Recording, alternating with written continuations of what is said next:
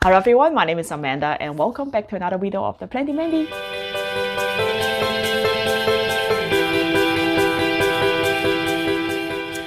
Okay, so this video is called Ringly Hoyas. And the reason it's called Ringly Hoyas is because I was inspired by Eve, which is one of my really good plants friends, in the area, in the San Francisco Bay Area. And she asked me a question that, Amanda, it has been raining a lot. And it was raining a lot. Like, maybe a few weeks ago or like a few weeks to a month ago, it was like really raining. And my succulent, I have succulent outside and they hate it. Like they just hate it. But like Eve brought up a really good point. It's like, hey Amanda, like is there any Hoyas that you think that like more moisture? Because a lot of our Hoyas, from what we know, they hate to be like water bound. Like they don't want a lot of moisture around their wood all the time, otherwise they're gonna get rots. And obviously it's because most of them are epiphytic species. Sorry.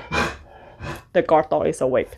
But obviously because they're epiphytic species, and that's why, they really enjoy not having water around their wood system all the time, right? But there is so many different species of Hoyas that some of them, you look at their origin, right? Some of them, do like water or which tolerates water a little bit more than the others. So I think it will be a great opportunities, for us to talk about that. So let's get started. Oh, but the guard dog is right there. She's 16 and she's still so mad. I don't know why. You would notice that I've been filming on the floor a lot. It's because I have some construction going on in my house. It's kind of messy, so so like the wall it's being like dug up and stuff like that. So I'm just gonna film right here if you don't mind. Okay, I'll do my best. But yeah, so let's go back to the topic of rainy day Hoyas. So Hoyas who like a little bit who don't mind a little bit more moisture, right? So I look at what I have or what I grown. I can divide them into like maybe 3 different categories. So there's the one that it's have thinner leaves, right? The leaves are a little bit thinner, which means that obviously they don't have as much water stored in their leaves than the more succulent one, like the canosa, right? Also, there's the other category, which is the one that have fuzzy leaves. So a lot of time, well, not a lot of time, but in plants biology, you look at what certain kind of features on the plants, perform what kind of function, and then you link it to their origins or their natural habitat. Then you kind of understand why do they have this feature, right? It's just like, I don't know, I'm Chinese, and I have darker skin because probably like where I come from had more sun. So same thing as the plants, right? They came from certain regions that, maybe there's a lot of moisture in the air that they can capture using the fussiness or the hair on the plants, right? So this is one of the explanation. I'm not saying that all the fuzzy Hoya like moisture, because fussiness also have another function, which is to protect the plants from the sun. So you really have to like look at different factors, like, obviously the fussiness of the plants, and also like where the plants originally come from, right? And last but not least is the plant that come from higher altitude. Like, the origin is from like, the Himalayas and stuff like that. And that's actually cause the plants to like moisture a little bit more than others. So we will see what we have here. So let's talk about the thinner leaf species one. And again, just like normal, I'm going to start with the more common one. The more common one. And if you guys, this is the first time you watch my video, when I say quote unquote common or quote unquote uncommon or whatever, it's mean that, something that is common, like easy to find for me in my area, doesn't necessarily mean that it's easy for someone from, I don't know, across the world, may find, right? So that's why I always like quote unquote. So the first one I want to talk about, the thinner leaf species that I want to talk about is Hoya Bella. Hoya bella, I forgot it. Or Hoya lanceolata subspecies bella, right? So yeah, you can see this guy have a little bit thinner leaves in comparison, obviously, to Canosa. And I love this guy in particular, like this particular bella, because I got this as like this much cutting, like a tiny 3 or 4, maybe 4 or 5 cuttings from a plant swap, like the seed and soul plant swap that I always go to, that I film video about, like 2 years ago or like a year ago, I forgot, however long I've been there. And then yeah, it's a grown. It wasn't doing so well because I didn't give it enough water. And then I think it's kind of like got really sad, and like some of them died, so I actually have to cut them up and then I root them up again, and ta-da! Yeah, it's been growing. And then you can see you know, there's like peduncles, if you can see, there's multiple of them here. But yeah, so I noticed that Hoya bella do like a little bit more moisture. You know, one is, you know, for their thinner foliage, they're unable to you know, store as much water as like a Hoya canosa or something like super succulent like the Hoya Multiflora, etc., etc. And this guy actually, this is like, you know, off the topic, but this guy also does not lose as much light, I noticed, than most other Hoyas to flower, especially. So I put it next to my south-facing window. And again, even though it's south-facing, I have a building right next to me. So don't think of it as like blasting sun. No, it's not. It's just, it's good light. I would say it's like an ambient light, you know. But yeah, this particular Hoya bella doesn't get any grow lights or anything like that. But you know, it just sit there, and then it has been like just exploding with grow and then exploding with peduncle. So I'm really happy about it. So yeah, so this is the first one that I would say like a little bit more moisture. I water it once a week. Yeah, just like most of my other Hoya, like approximately once a week, depends. But I would say this one is for sure at least once a week, like at least, even though it doesn't get that much lights, like no grow lights at all, just ambient light. So that tell me that it actually does enjoy, you know, a little bit more moisture. So really beautiful Hoya bella. And talking about Hoya bella, we have to talk about the variegated version of bella, right? So I think this is called Hoya Bella Lewis something. Boyes? Yeah, something like that. I'll put the name down there. But yeah, this is essentially a inner variegated Hoya bella with really beautiful pink wing in the middle.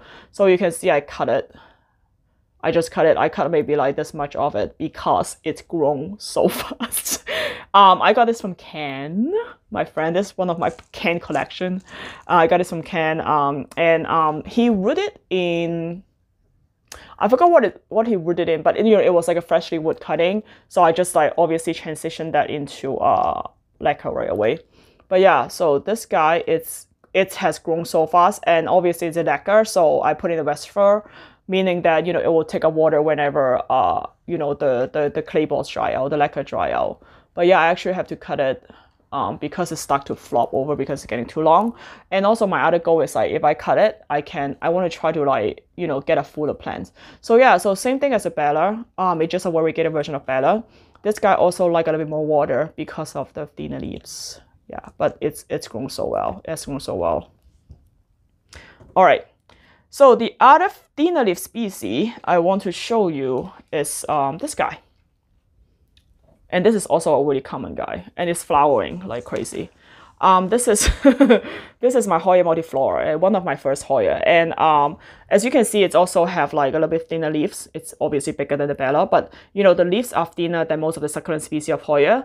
And I water this guy also maybe like, you know, once a week. I know that if I notice that if I don't water it about once a week, it will start to like, you know, look a little bit sad. So I think this guy also can tolerate. They don't love a lot of water because they are not like, I don't know, they're not anthurium or something. But they do tolerate a little bit more water. And you can see like, you know, there's a lot of flowers here. Like there's like this inflorescence right here, it's already bloom, and then there's one that it's like going to open. It have like all kind of stages of bloom on here.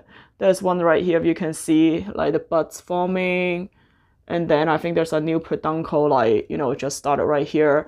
So yeah, so this guy has been really happy. And same thing with the Bella. It also doesn't get much light. Like I give it like I do give it grow lights, but it's kind of like far away from my grow lights. So but then it's still grown like so much, and it has been flowering. It has been flowering for the past few months. Like it won't stop flowering. I'm not complaining, but you know, I'm just really amazed by like how easy, knock on wood, how easy this plant is. All right. So next one is a texture that is similar. The leaves texture is similar to Hoya Multiflora, right? And this is one of my first Hoya, one of my first and favorite Hoya. I cut it so many times. I feel terrible to propagate, you know, so I can give it to people. So this is a Hoya's Iris Marie. Oh, hi Fiona. So Hoya Iris Marie is a cultivar, meaning that, you know, people mix up, you know, the genes of Hoya species and then make this cultivar. Yeah, so this guy also, you can see, have thinner leaves, just like the Hoya Multiflora. And then you can see like this guy is like, you know, growing a new leaves right here. It had really beautiful new growths when it's like, when the leaf first came out. I don't know if you can see it. Yeah, here you go, that's better. When the leaf first come out, it's like a little bit like maroon or bronzy, and then will eventually fade. So there's a new growth point right here as well. Yeah, so I really like this plant. It does like more moisture in comparison to other Hoyas, and I have it in Neka, so that way I don't have to worry about it. And then you can see the roots are like going out. I probably should, you know, use a bigger lattice pot, but yeah, also pretty easy and also not as much light. Have you slowly noticed a pattern here, like the thinner leaf species? Like, I'm not saying they like low lights. None of the Hoyas like low lights, but I'm just saying it would be okay. It will be okay if you don't give it like super bright light. They will still grow. That's just, you know, my experience in my house, right? And the next thinner leaf species is actually a gift. It's a seedling. So if you guys know seedlings in the Hoya world, if you grow Hoya from seed, right? Like actual the seed pod, you harvest the seed and then you grow it, right? So that would be a that you have to call it seedlings. So this guy, it's a Hoya's Chani Eye seedlings, right? And this is from me and my good friends. She is the Hoya queen. She is the Hoya queen. Like, you guys should check out her Instagram. It's crazy. I'll leave it somewhere. But yeah, so yeah, so the Papa's Chani Eye. As you can see, it's really thin. And obviously the contributing reason too is it's a seedlings. It's young, right? I think she sowed it. I still keep this. This is actually from May 4, 2020. Yeah, May 4, 2020. So it has been it's almost a year old, like a few months short of a year old. And it has grown a lot. It was just this much, right? But yeah, I also noticed that this guy don't mind more moisture, and that, as you can see, it in a moss and cocoa husk, I get cocoa husk or cocoa coir mix. So when I originally get it, Mia grow the seed, and you know, grow the plants out in moss. And then when I got it, I just leave it in there for a while, and then eventually I mix some cocoa coir in it because I don't want it to stay super moist all the time, and I want the root to grow a little bit thicker and stronger, which the cocoa coir actually does the trick. And if you're interested in the medium, let me know in the comment, because I was thinking about doing like comparing different propagation medium. I know that historically I always use moss, long fiber speculum moss, but I have been experimenting with different mediums such as cocoa coir or like ponds, the chooser pond, or like perlite or vermiculite. So if you guys are interested in it, make sure you leave a comment below, and I would love to share those with you. But yeah, this guy also do not mind a little bit more moisture. I guess hugely because of how thin the foliage is. So yeah, but again, don't overwater it, right? So this is Hoya Chani Eye. So yeah, so if you grow it from seed, you have to call it Hoya Chani Eye seedlings. If I have a mother plant and I take a cutting and then I just root it up, and that's just Hoya Chani Eye. I think that's how people distinguish, because you know, Hoya that grown from seed, I believe, you know, does have a better genetic diversity, because every seed, you know, could give you slightly, even though same species, slightly different Hoyas. And that's why it's important for people to understand, okay, this is from seed or this is just from cutting. Because if you do cutting, it's the exact same clone as the mother plant, right? So yeah, so those are the thinner leaves. Let me see if I have any more. Hold on. Yeah, I believe those are the thinner leaf species of Hoyas that I have, that category that I have that, you know, enjoy a little bit more moisture, just hugely because of how thin, you know, their leaves are. So they are not able to store as much water as, you know, the more succulent species of Hoya, and that's why they don't mind a little bit more moisture.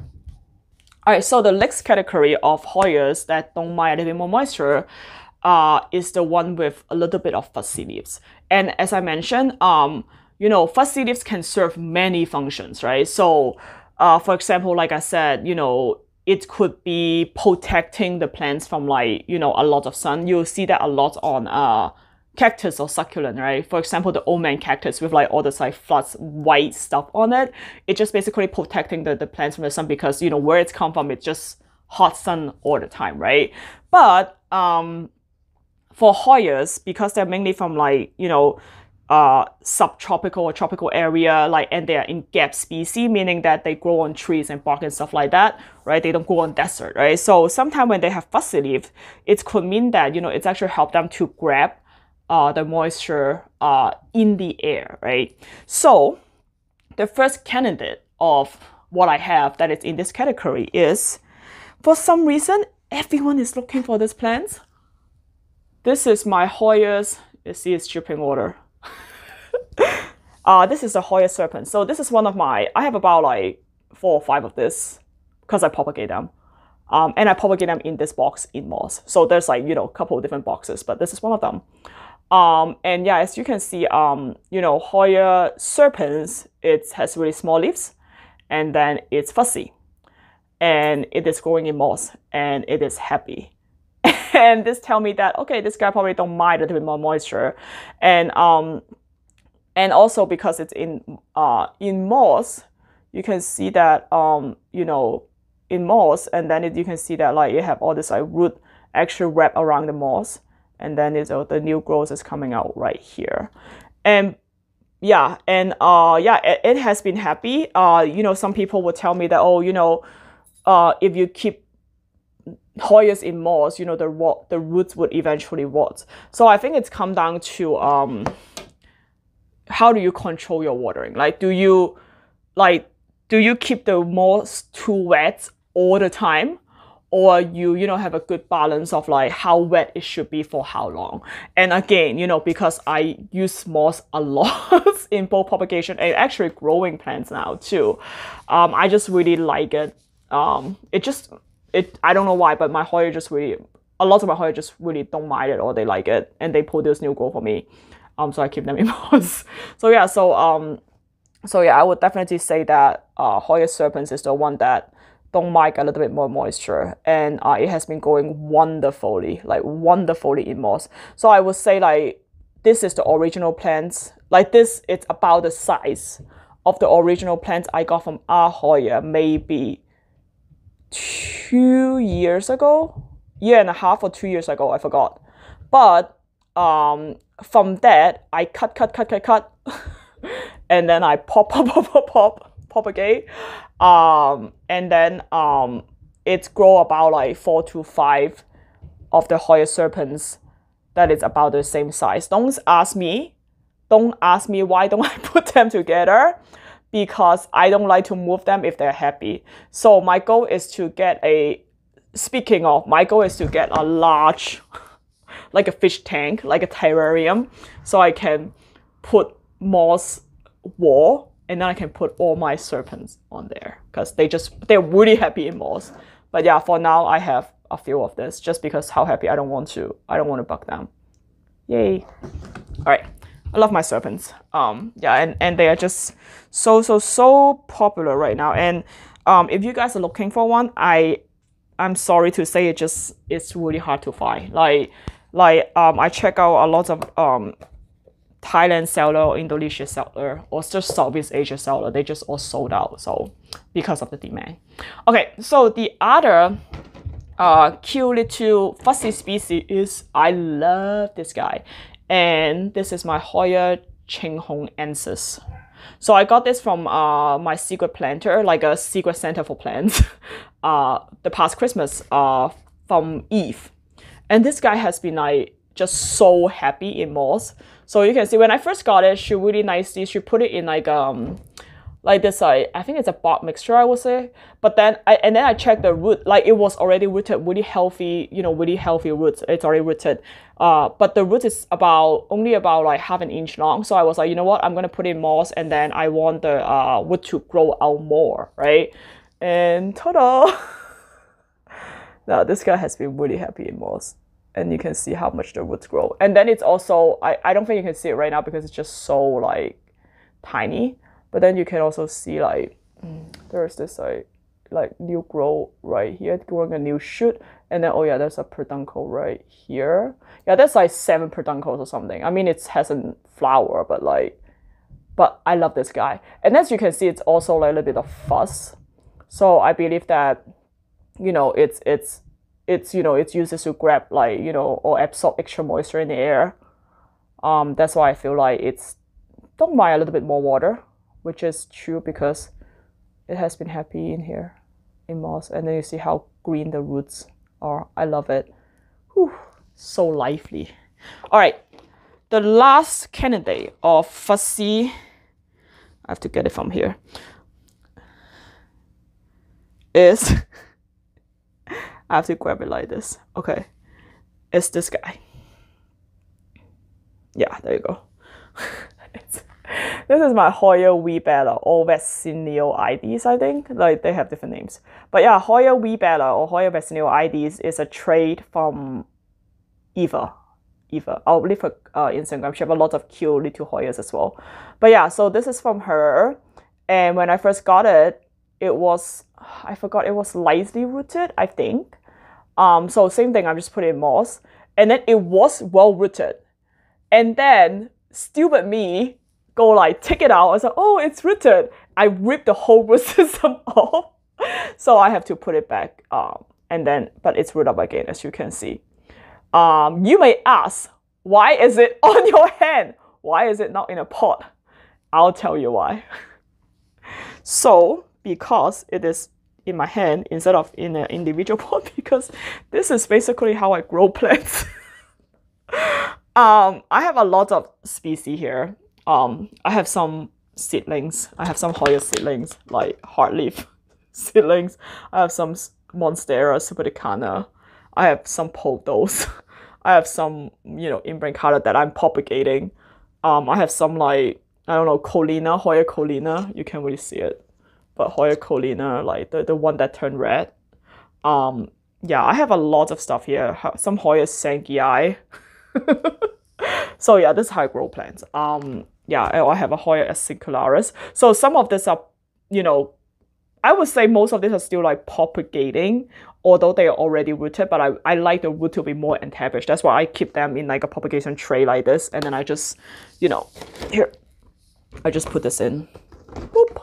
So that way it's get more humidities. So yeah, so that's what I know, because we better do like more humidity or like more like moisture. They don't mind more moisture. That's why I put it in the box. So yeah, it's already rooted. I think the roots, when I just checked, was about maybe like 2 inches long each, maybe like 4 or 5 of them. It's good, but it's fine. I'm just gonna leave it there for a while. So yeah, so that would be the other fussy Hoya that I noticed that don't mind a little bit more moisture. So last but not least, she's always have a special place in my heart. She survived a lot. She was one of the survivor in my major fungal infection back 2 years ago that killed 1/4, a quarter of my collection. But she'll slowly recover. I have to cut her a lot, but she'll recover. And I love her. And this is my Hoya Polylura. So this guy was about twice as big. Like it said, it was about twice as big when I first got it from Mia, and then also from other sources. So I just put them together. It was about twice as big. And it was in my greenhouse, and it's got infected by fungus. And then a lot of the leaves or like the branch, because it's like, you know, when there's fungal infection, you can see the black spot underneath it, and then the plant just will go downhill, and then it spreads so fast. So I have to cut off a lot of it just to save the other half. But yeah, she has been growing back, you know, like she's healthy, like she have all this new growth, and she's like as green as usual. And then because I think I give it a lot of grow light, then you can see like it start develop a little bit of splash, which is bonus, right? I love it regardless, but you know, it's just get prettier by the day. So now, this one is the last category I'm talking about. The Hoyas, generally speaking, if they are from higher altitude, so for example, I think Hoya Polylura is from more like the Himalayas, like, you know, the more like mountain region. And you can imagine like those plants got a lot of like, because of the altitude, they got a lot of like morning dews and stuff like that. And that's why it actually don't mind like a little bit more water, and then they seldom get like super dry just because of where they locate at. So this is the thing that you have to look at, is like where it's come from. Because when you just look at Hoya Polylura, you're like, well, you know, it's semi-succulent, right? It's not like super thin like the Hoya Chani Eye or the Bella, but it's not super succulent like the Canosa, right? So you kind of have to like observe and then do some research on like where it's come from. And as you can see, Polylura is also in moss. And I just want to tell you that people saying that, oh yeah, the speckle moss is like dead, right? It's not supposed to be organic. If you keep it moist enough, you grow stuff in it, it will come back to life. As you can see, all my mosses, it started with dry, long fiber speckle moss that is not alive.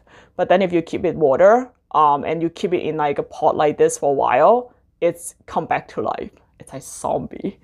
But yeah, but no, I keep it in moss, and then it has been happy. Let me see if I can show you, because I like to interrupt my plants a lot.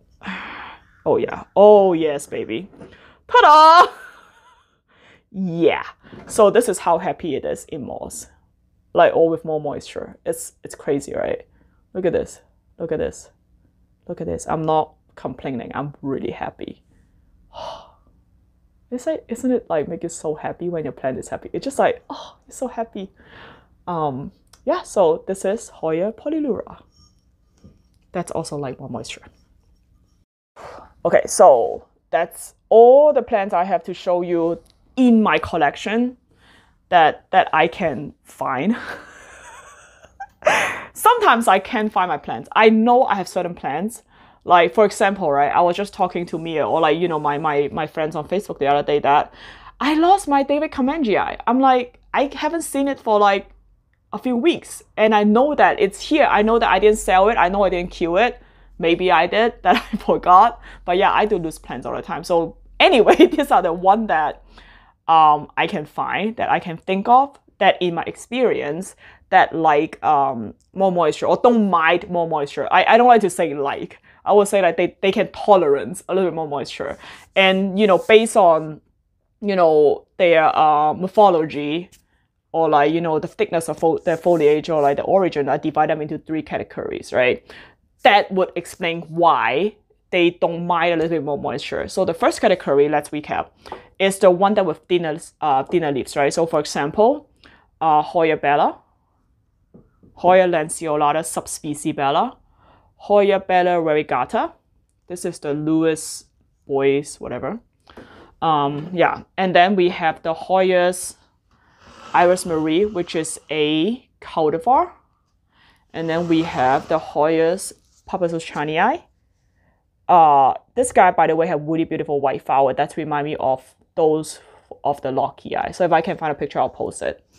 And then also the if you have very little confidence in blooming a Hoya, I highly recommend you to get a Multiflora. Like this guy are easy to find in my area at least, and it's generally non-fussy. It doesn't need like super bright lights, and it will still flower for you. So yeah, Hoya Multiflora. And then the second category is we have the fussy Hoya, because you know the fussy one, you know, maybe their fuss is for like capturing more moisture in the air, right? So we have this really happily wooded Chinghong anses, also have a lot of peduncle. Really cute, and giving me a new shoot as well. And then we have the very high demand right now, Serpent right here. So this is not a Serpent. This is something else. See, this is how I grow plant. This is a Croniana black leaves. I'm just trying to propagate it. Yeah, it's a mess. Everything is a mess. But Serpents, right? Really cute. Like once you give it more moisture and humidity, I'm telling you, the Serpents would just grow. Like try it. Like try, if you feel like your Serpent's not growing, like try to put it in a box or try use moss. Like it's actually do like it. At least in my 4 or 5 propagation, it's love it. And then my this is terrible. My Hoya Chinhi Eye, also fussy leaves. So this one is basically like, I feel like they're really alike. It's like the Chinghong anses, but like bigger leaves version of the Chinghong anses, right? So yep. So these are the fussy leaf category candidates. And last but not least, special place in my heart, Hoya Polylura. She's just so elegant and beautiful, and you know, mellow, and just growing new leaves, and just survivor. Like I'm so glad like I was like bring up the scissors and I just chop. Otherwise I probably would have lost the other half to do it. That was terrible. That's why side chat, that's why I'm terrified. I'm terrified with fungal infection. Because of that incident, I still have my greenhouse, but I don't use humidifier anymore, and I try to leave. I don't zip up anymore. Like and then I add like a couple fan, like extra fan in there, because when the fungal infection happened, there were already fans in there, but I guess it's not strong enough. So yeah, I'm terrified, but I'm glad she's still here with me, although she's smaller, but she's growing, so that's good. Yay! Alright, so that's all the rainy day Hoyas. So I know the title is a little bit misleading, but you know, it's just generally speaking the Hoya that don't mind, tolerance, a little bit more moisture. Very importantly, right, the categories that I show you is the one that I actually try to grow with more moisture, and then they are happy, they like it, they grow. So it doesn't mean that all the Phoenix Hoya like more moisture, all the facility Hoya like more moisture, or all the Hoyas from higher altitude like more moisture. There's always case by case scenario. But I hope this gave you a little bit like of a general idea of how you can actually, just by observing the plants, and then, you know, just Google like the origin from the plants, and you can kind of tell how can you provide a better habitat or better environment that is close to the plant's natural habitat to make it happy. All right. So thank you so much for watching. If you like this video, make sure to click like. If you want more future video, make sure to click subscribe. And I'm always welcoming topics that you guys would like me to talk about. And I'm actually doing, it's gave me a lot of inspiration and like topic ideas just by, you know, reading your comments. So keep them coming. I love you all, and I'll see you next time. Bye.